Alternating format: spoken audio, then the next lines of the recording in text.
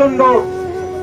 আজকে যখন আমরা এখানে এসে দাঁড়িয়েছি, তখন এদেশের একদল কুলাঙ্গার, যারা কিনা দেশের সার্বভৌমত্ব বিশ্বাস করে না, যারা কিনা ভারতের চাকামি করে, তা আমাদেরকে বলেছে আমরা নাকি এখানে দাঁড়িয়ে ভারতের হামলার প্রতিবাদ করতে পারবো না। আমরা যখনই প্রতিবাদের প্রস্তুতি নিয়েছি, সেই সময়কে তো অতর্কিত হবে তারা আমাদের উপর হামলা করেছে। আমাকে ধাক্কা দিয়ে রাস্তায় ফেলে দিয়ে আমার পা থেকে রক্ত ঝরছেন।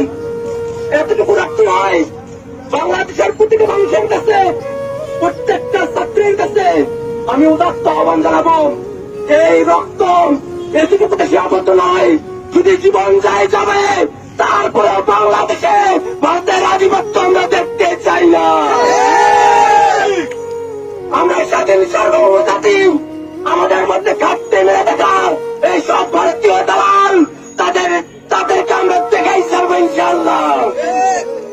আমরা বলতে চাই, সারা দেশের ছাত্র জনতা আজকে ভারতে যেভাবে বর্ণবাদী আইন করা হয়েছে, যেভাবে সেখানে জাতিগত ভাবে ভারতের একটি অংশকে রাষ্ট্রহীন করার চক্রান্ত করা হচ্ছে, যেভাবে আমার দেশের সরকার এখানে নীরব ভূমিকা পালন করছে, জাতি হিসেবে বাংলাদেশের জন্য এটা অত্যন্ত লজ্জার।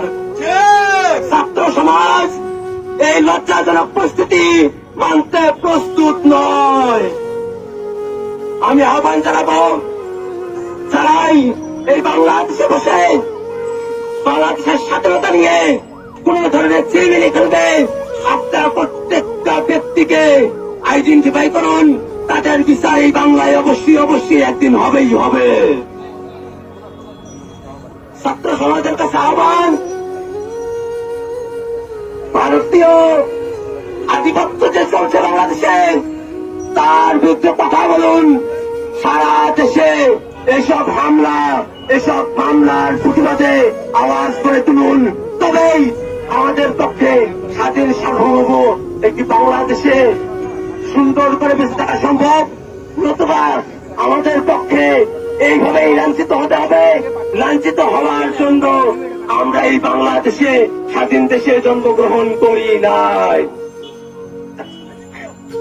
ভারতে শিক্ষার্থীদের উপর যে হামলা হয়েছে, সে হামলার ব্যাপারে নিন্দা প্রকাশ করছি।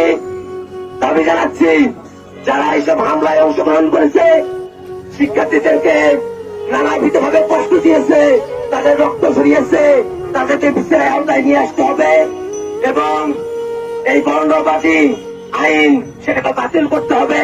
বাংলাদেশ সরকারের পক্ষ থেকে অতি সত্বর ভারতকে জানিয়ে দিতে হবে যে চক্রান্ত তারা করছে, বাংলাদেশে একটি অস্থিতিশীল পরিবেশ তৈরি করার যে চক্রান্ত চলছে তার বিরুদ্ধে কথা বলতে হবে এবং জানিয়ে দিতে হবে বাংলাভাষী মাত্রই কিন্তু বাংলাদেশী নয়। আমরা চাই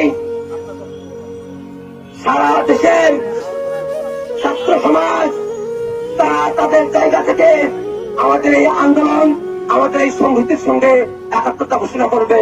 আপনাদেরকে ধন্যবাদ জানাচ্ছি।